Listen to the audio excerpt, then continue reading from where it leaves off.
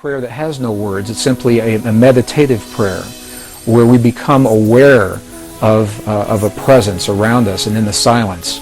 And there's some dispute as to whether or not this is even a mode of prayer or not. But this is the way Western prayer researchers typically think of prayer in our world today. And as good as those modes are, and as well as they describe the way we pray, there's always been another mode, a fifth mode, that is not described in these modalities. And this is precisely what the abbot in Tibet was describing to us. He was describing a mode of prayer that's based in feeling.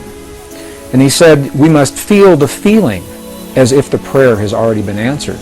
And in that feeling, we are speaking to the forces of creation, allowing the world to respond to us, allowing this field, the quantum hologram, the mind of God, to respond to us with what it is that we are feeling within our hearts.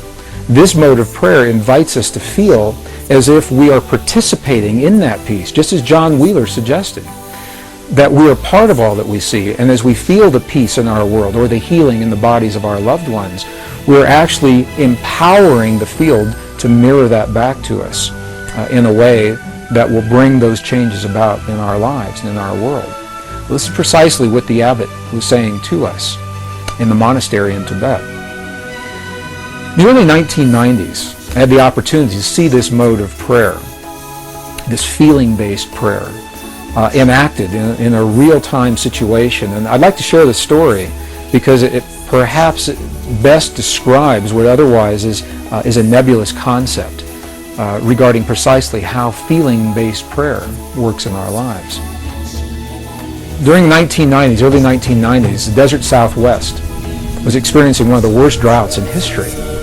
And a Native American friend of mine invited me to join him one day in a place in the high deserts of northern New Mexico to share in a prayer of rain.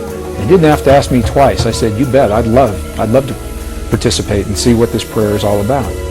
So we met at an agreed upon location, and we hiked through several 100,000 acres of beautiful high mountain desert sage until we came to a place that was so old. Even the people today don't know who built this place. It was essentially a stone circle, and each stone was placed just as it was by the hands of the ancestors so long ago. It was in this place that my friend began his prayer. What he did was he removed his shoes, stepped into the circle in his bare feet. He honored all of his ancestors. He simply said, "All of my ancestors, all of my ancestors." Honored the four directions. He turned his back to me, held his hand in a prayer position for just a few seconds. And then he turned around and looked at me and he said, "I'm hungry. Let's go get a bite to eat." And I said, "I thought you were going to share this prayer. I thought you were going to pray for rain." And he looked at me and he said, "No." He said, "Because if we prayed for rain, rain could never happen.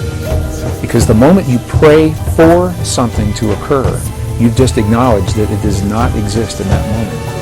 And I thought about what he said. It made a lot of sense to me. So I asked my friend, I said, "If you didn't pray for rain just then, what did you just do? What happened when you closed your eyes? And you turned your back to me just for those few moments?" And what he said was this. He said, "When I closed my eyes, I began to feel the feeling of what it feels like to have rain in our Pueblo village." He said, "I smelled the smells of what it smells like when the rain falls off the earthen walls of our buildings. And I felt the feeling of what it feels like with my naked feet in the mud. There's so much mud because there's been so much rain." He said, "In that way, I opened the door to the possibility to bring rain into our world." Well, I think about this mode of prayer a lot. Later that afternoon, something amazing happened. I was watching the weather maps, and the drought that had happened for so long suddenly changed. We saw the high-pressure system move across Utah and then dip down from Colorado into northern New Mexico and make a little U-turn and come right back up. We had rain that night, and we had rain all the next day. It rained and rained, and I called my friend. And I asked him, I said, "There's so much rain, the valleys are flooding, the roads are flooding. What in the world is going on?" And he was quiet just for a moment, and he said, "That's the part of the prayer." He said, "I never quite figured out."